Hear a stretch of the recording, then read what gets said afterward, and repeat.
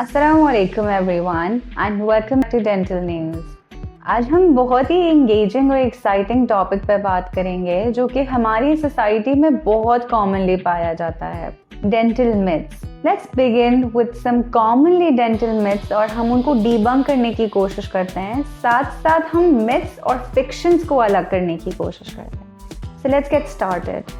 Let's start with something very common. We usually get to hear that sugar is responsible for tooth decay.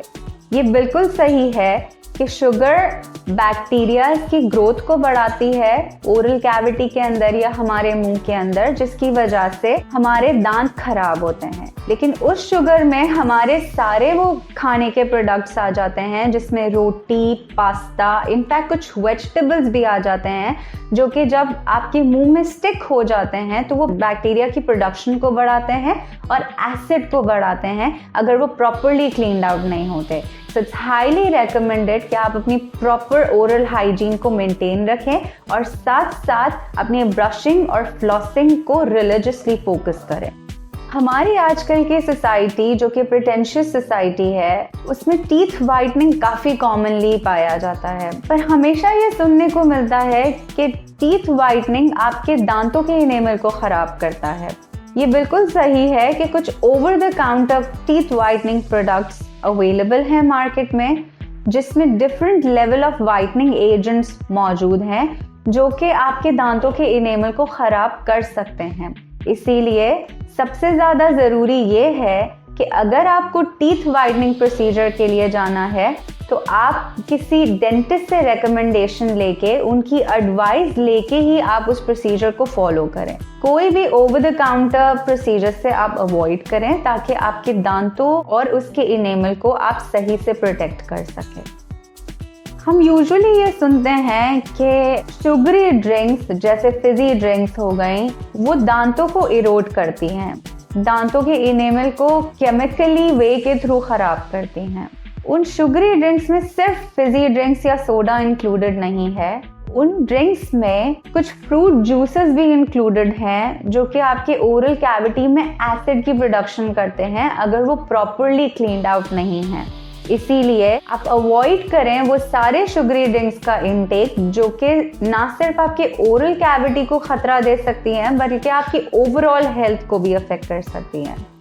So it's better to avoid all of the drinks which are rich in sugar, ताकि आपकी oral cavity properly maintain रहे और आपकी overall health भी protected रहे। एक बहुत ही commonly myth सुनने को मिलती है कि आप अगर अपने दांतों को रगड़ के ब्रश करेंगे तो आपके दांत सफेद और साफ हो जाएंगे। ये बिल्कुल गलत है, क्योंकि आपके दांतों के इनेमल और आपके ओरल कैविटी के गम्स को एक जेंटल हैंड की जरूरत होती है। So it's highly recommended and valued कि आप सॉफ्ट ब्रिसल टूथब्रश का इस्तेमाल करें और बहुत ही जेंटल हैंड से सर्कुलर मोशन के थ्रू अपने दांतों को और अपने गम्स को प्रॉपरली स्ट्रोक्स में साफ करें ताकि आप प्रॉपर ओरल हाइजीन को मेंटेन कर सकें। मिसअलाइनमेंट काफ़ी ज़्यादा कॉमनली पाई जाती है और काफ़ी ज़्यादा लोगों को अपने दांतों की अलाइनमेंट या उनका जो स्माइल है वो अपने अकॉर्डिंगली अच्छा नहीं लगता। तो हमेशा हम ये सोचते हैं कि एक टीनेज जो है वो ही ब्रेसेस का ट्रीटमेंट करवा सकता है, हालांकि ये सही नहीं है। अगर आप एक अडल्ट हैं और आप अपने दांतों से या अपनी स्माइल से खुश नहीं हैं तो आप डेफिनेटली ऑर्थोडोंटिक ट्रीटमेंट को अप्रोच कर सकते हैं।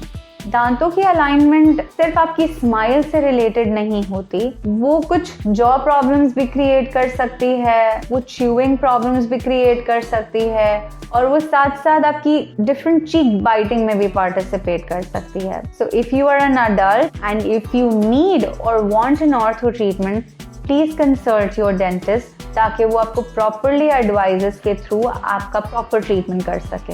हम हमेशा ये सुनते हैं कि दांतों का दर्द कैविटी के साथ ही एसोसिएट हो सकता है। हमेशा ये सुनने को मिलता है कि दांतों में दर्द है तो दांत में कीड़ा होगा, पर जरूरी नहीं है कि आपके दांतों का दर्द आपकी कैविटी के साथ ही एसोसिएटेड हो। कुछ और प्रॉब्लम्स जिसमें जॉ पेन, दांतों की सेंसिटिविटी, गम्स का इशू और साथ साथ साइनस इशू भी जो है वो दांतों दांतों के पेन के साथ एसोसिएटेड होता है। तो if you are feeling uncomfortable, it's better to get a dental checkup done, जिससे आपको ये पता चल सके कि आपके दांतों का दर्द किस रीजन की वजह से हो रहा है। हम बचपन से ये सुनते हुए आ रहे हैं कि दांतों को दिन में 2 बार ब्रश करने से दांत साफ हो जाते हैं, पर हमें ये नहीं समझ आता कि दांतों के बीच में कुछ फूड पार्टिकल्स फंस जाते हैं जो कि नॉर्मल ब्रशिंग के थ्रू साफ नहीं हो पाते।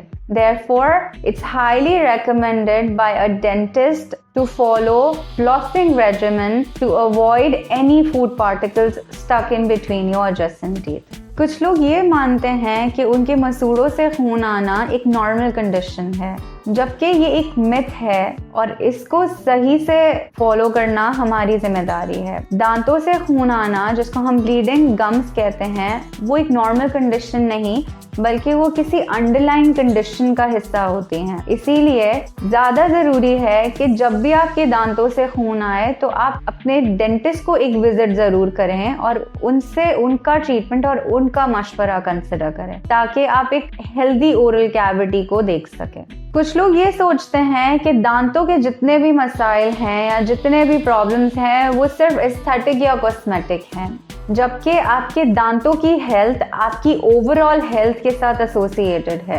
कुछ ऐसे प्रॉब्लम्स जिसमें ब्लीडिंग गम आ गया या कंटिन्यूस टूथ पेन आ गया, वो आपकी अंडरलाइंग कंडीशन के साथ एसोसिएटेड हो सकती है। इसीलिए दांतों के प्रॉब्लम्स को अवॉइड ना करें और जितनी कोशिश हो सके आप अपने डेंटिस्ट को अप्रोच करें और एक प्रॉपर ओरल हाइजीन को फॉलो करें, ताकि आप एक हेल्दी लाइफस्टाइल को अप्रोच कर पाएं।